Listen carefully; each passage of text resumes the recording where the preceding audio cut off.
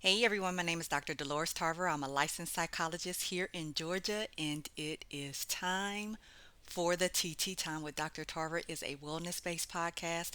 It is not intended to be a substitute for a relationship with a licensed mental health provider. You have likely, unfortunately, heard, or fortunately, about the deplorable conditions that 200 to 300 sailors endured while living on the USS George Washington. Three completed suicide in the course of a week, and then over the course of a year, we learned that seven sailors died, four of which were to suicide.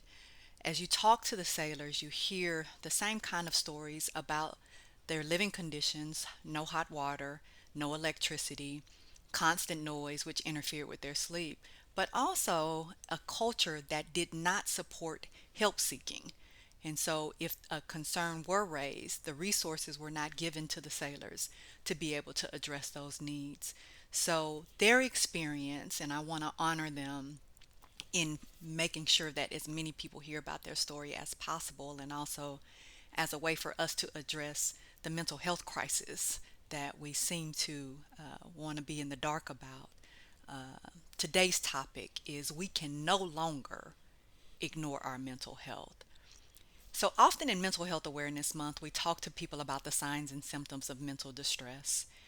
We know that there are a lot of different ways that people can be affected, but there are certain things that come up more often when people are dealing with mental distress. So, excessive worry and fear, not being able to turn that mind off, it constantly racing, particularly at night when you're trying to sleep, which could interfere with your sleep. Insomnia can tend to be a problem. Hypersomnia can also be a problem where you're sleeping an excessive amount, 10, 12 plus hours. You're still feeling drained, you're still feeling tired, but you feel lethargic all the time.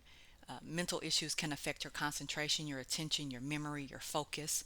And often people will say they feel very distracted. It's hard for them to be able to complete things. They might have higher instances of procrastination or difficulty just even starting a task, but definitely having problems with follow through. There could be a lot of mood changes, including the depressed, sad mood, up to feeling high levels of energy, irritability, excitement, and again, the thoughts racing so fast that people are often talking fast. Ideas coming that may seem a little bizarre or odd, or people may say are delusional or grandiose. So these very heightened types of ideas and awareness about being able to solve life's problems. For example, I can figure it out. I have the formula, I have the cure, those kinds of things.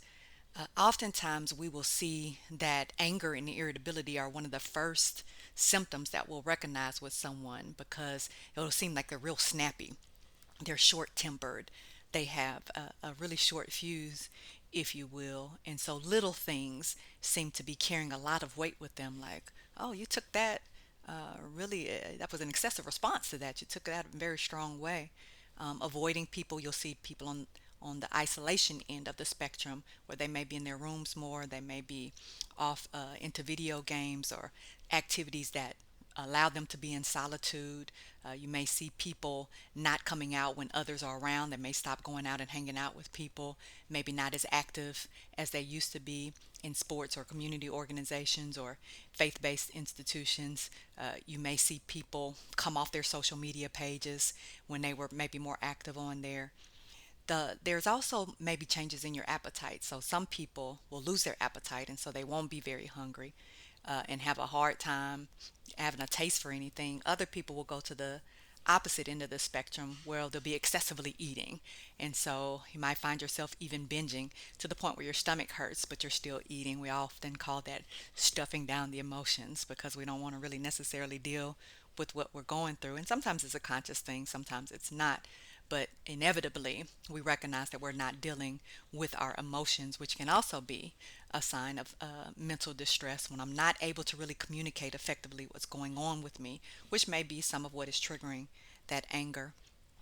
You may see a change in sex drive where people may have had a normal or even high sex drive now don't have a sex drive at all, or you can see where people are excessively having sex, multiple partners, pretty reckless in their sexual activity, almost to the point where it feels very impulsive. Doesn't feel like people are making good well thought out decisions, and definitely may not be being safe. Difficulty in being able to perceive what's real and what's not real. We refer to these as delusions and hallucinations. I alluded to grandiose thinking earlier. Sometimes we have delusions that people are out to get us. We may have that suspicion that we can have of people, that mistrust that we can have of people, thinking we're being followed, thinking people are trying to poison our food. We may be hallucinating, and that could be us hearing things that other people don't hear. It could be us seeing things that other people don't see. It also could be us experiencing a sensation of touch, things crawling on us, people touching us, people doing things to us that no one else can see. We may not be able to manage our own behavior, our own feelings. It may feel like we're out of control, like we're looking at our bodies, we're looking at ourselves from outside of ourselves. It may also be that we don't have the ability to understand our behavior or our feelings, lack of insight, if you will. Oftentimes, we will get involved in some addictive behavior, whether that's sex or food. It also can be substances, and oftentimes we will see people increase their use of alcohol in particular. We'll see people smoking more cigarettes. We'll see people using more marijuana. If they have a condition that they were using marijuana to try to manage, or these things become primary mechanisms of coping. There may be pain that people experience, but there isn't necessarily an obvious reason why you're experiencing that pain. So if you overdid it in the garden, if you lifted too much stuff at the grocery store, that your back and hurt, you had a long day at work. But when I start feeling chest pain, chest flutters, what is going on with? Why is my heart racing like this? Why is my stomach constantly upset? Whether I've eaten anything or not eaten anything, I feel like there's knots, there's balls. It feels not at ease, and I may be experiencing constipation, or I may be experiencing the runs, diarrhea, because my stomach stays so upset. Why am I having all these migraines? Why am I having so much pain in my neck and my shoulders, where we carry a lot of our tension and we carry a lot of our stress in our stomachs, which is why our GI systems can get off track. You may find that you're having thoughts of suicide, and I know that that is scary word for people, and I do recognize that there is a lot of misinformation about suicide, and we think if we bring it up, we're going to trigger someone to become suicidal. But the reality is, we need to be asking people about suicide. There are often times when you can get to a very dark place and you feel hopeless and you just want the pain to end. So suicide does become a thought. It might be a fleeting thought. It may be, what would happen if I veered off of the road over this bridge? What would happen if I accelerated and ran into this tree? What would happen if I maybe took a little bit more of the medication than I'm prescribed and I just didn't wake up? So people will often have thoughts, though fleeting, that need to be attended to. And then there are people that have actually gotten to a point where they have a plan, where they're starting to say their goodbyes and close out some of those relationships. There can be an inability to just to be able to do daily tasks, whereas before I was able to get my laundry done, I was able to keep the dishes washed, I was able to keep the house straightened up. Now there's just chaos all around me, and I have no idea where I would even begin. I'm not even cooking for myself.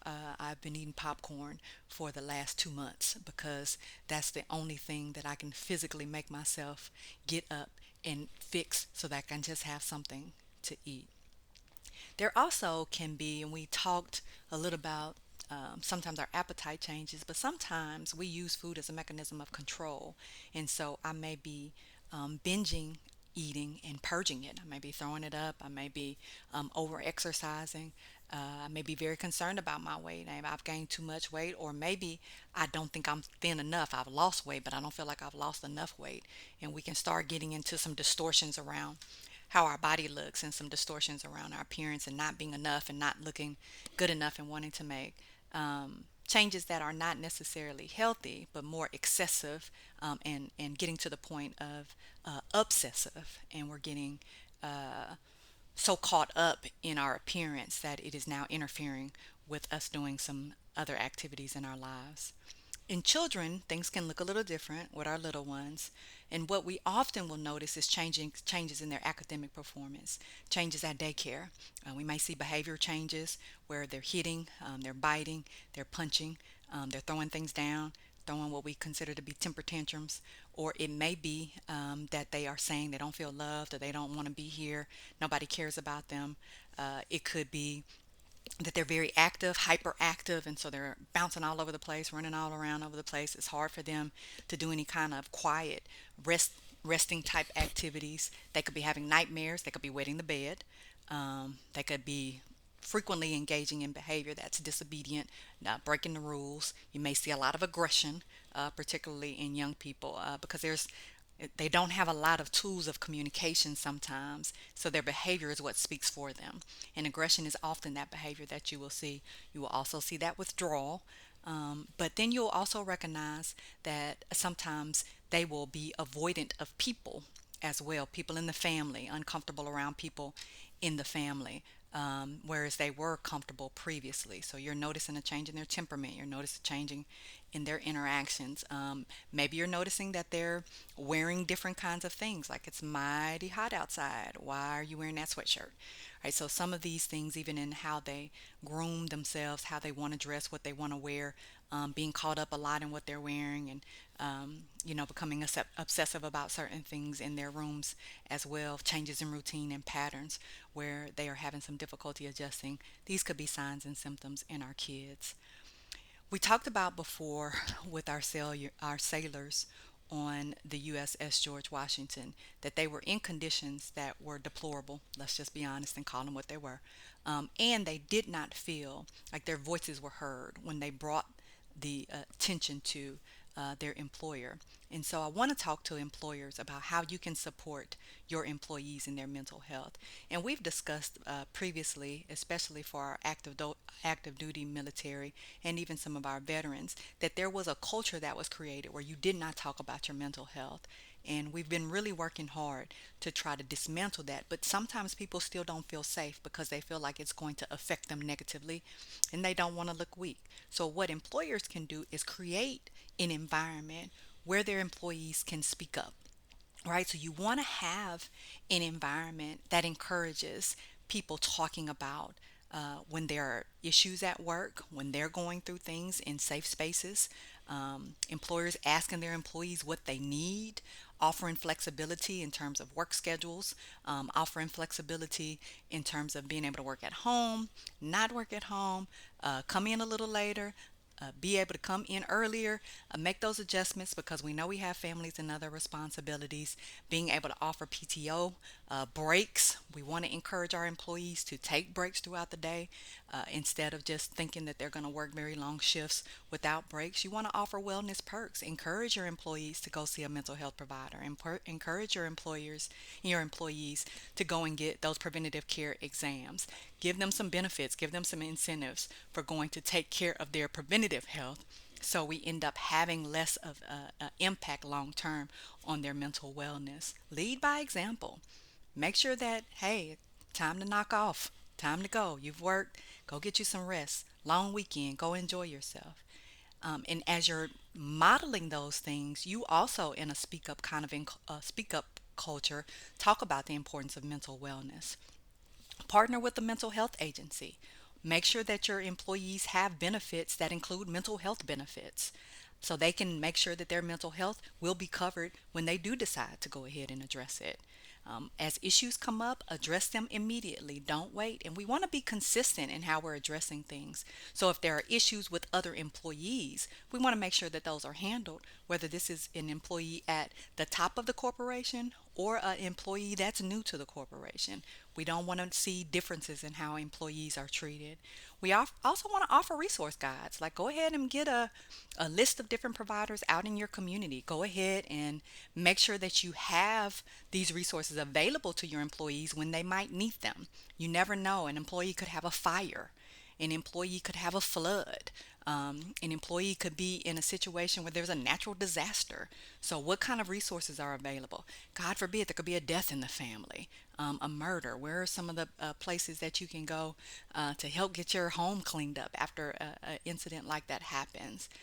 What happens if you need to take short-term disability? Here are the steps. So we outline that already for our employees. So when they're coming in and they're doing their orientation, that becomes a part of their orientation. We want to make sure that you're supported. That says a lot to your employees. And what about us? Well, how can we address our own mental health? What can we do to take care of us? First, we need to address the barriers to help seeking.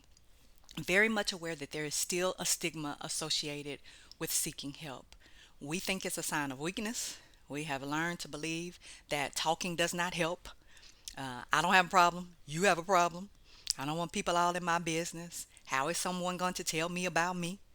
I know what I need to be doing. I'd rather talk to people I know, right? And all of these things can interfere with us seeking help. Gone are the days where you cannot find a provider who is a good fit for you. But the challenge is making sure you know how to identify those resources. One, do I have insurance coverage? Am I going to have to pay for services? Even with insurance, is there a copay? Is it going to toward my deductible? And so I'm going to be paying a lot out of pocket. What are the places where I could go that have low cost or no cost options in terms of me being seen? So if I don't have insurance or my insurance is so high I could not afford it, what are some agencies that might offset the cost of that? There are some places that pay for therapy services, and there are some places that offer services at a much more affordable rate. How do I find a culturally responsive provider? Black Mental Health Alliance, African American mental health providers, Black Men Heal, therapy for black girls. There are also a lot of other agencies that work with whatever ethnic group, or if you have a religious preference. So there are resources out there. I just need to identify them before I need them. You can work with your faith-based organizations. A lot of faith-based organizations have partnerships with people in the community or have members who work in mental health agencies who would be able to get you some support when you needed it. And if you have a negative experience with a provider, do know that you don't have to stay with that provider. You can find a new provider and get some support in finding that provider, as opposed to just dropping out of therapy and not going back because you had that negative experience. I do recognize therapy is a fit, and so we're not going to jail with everyone, but that doesn't mean that there's not a person out there who you could jail with. We also want to work on our own self care. Prevention is always going to be the best resource, right? So we want to prevent things from getting worse. So prioritize yourself. Make sure that you're getting enough sleep. Make sure that you're intaking healthy things with regard to your food, your liquids, and the information you are receiving. Make sure that you're exercising, that you have a healthy support system in place. Set boundaries with family, friends, at work, with your church, your other community organizations you're members of, making sure that you have good balance in your life and that you're prioritizing the things that need to be taken care of, and not overworking, overdoing, overexerting yourself to the point of burnout trying to manage so many things. You cannot do it all. So prioritize what needs to get done in this moment, and then the rest of that time you take to make sure that you're pouring back into you. Know when it's time to move on. Sometimes we need to leave jobs. We've just seen the great migration away from jobs, right? People are leaving looking for better opportunities, recognizing that they can be at places that value them, but also places that will work with their schedules and work with the other priorities that they have in their lives. So go to a place that values you. Make sure that you are getting treated in the way that you deserve. And also make sure that you have an employer that is going to work with your wellness, because some places are not healthy to work. The environments are very toxic, and then you are going to be responsible for a lot of different things. So you're going to be burned out and underpaid, right? So we want to make sure we're in environments that are going to be conducive to our wellness. Your regular doctor's visits, right? That preventative care. Make sure you have a primary care physician. Make sure you have a dentist. Make sure you have an optometrist. Make sure that you are going for that annual gynecological exam or for that mammogram, to get that prostate checked, to get that colon checked, right? So we want to address things early on. And yes, if you are prescribed medication, please take your medication as prescribed so that you can make sure that you don't have incidents where you've not taken your medication for weeks and then your blood pressure is now skyrocketed and now you're on the verge of a potential stroke, right? So we want to make sure that we're following treatment providers' recommendations. I know you don't like eating that chicken breast without any seasoning on it that's baked. You want it fried, and I know you like that good hot sauce to go with it and want to have some fries over there or some mac and cheese. But if that's not in your eating plan, we want you to be around for as long as you can, as healthy as you can, right? So we want to make these good changes. When you do see things happening that are different than your normal, pay attention and address them right away. Why am I not sleeping? How long have I not been sleeping? I need to go talk to somebody about that. Why am I feeling these palpitations? How long have I been feeling these palpitations? I need to go talk to somebody about that, right? So don't wait months and years. Often people will say, about a year, 2 years, maybe 3 years, kind of hard for me to count now, before you go and seek some help, right? And that's for your mental health as well as your physical health. Then you do know damage is being done during that time. And so it's going to take longer to be able to undo that damage if we can, the longer you wait. And I know we get fearful because we think the devil I know is better than the devil I don't know. So if I don't know what's going on, I'd rather not deal with it. The reality is, no, you do want to know what's going on so you can deal with it as quickly as you can to get it resolved as effectively as you can. The best way to address your mental health is to address your mental health. Live in this month, we're going to be having some episodes, and I want to go ahead and give you all some dates and the titles so you can be prepared for them. Why Are You Hiding? Messages We Learned in Ministry with Reverend Amirlis West will be Tuesday, May the 10th at 7:30. The Silent Suffering of Our Children, Youth and Mental Health with Dr. Ambrose Pass Turner, Thursday, May 19th, 7:30. And these are all Eastern Standard Times. We Do Say Gay. Parenting HIV/AIDS and Challenging Stigma with Tony Christian Walker, Tuesday, May 24th at 7:30. And then My Transition Story from Bria to Byron with Byron Nichols, Tuesday, May 31st at 7:30. You all be well.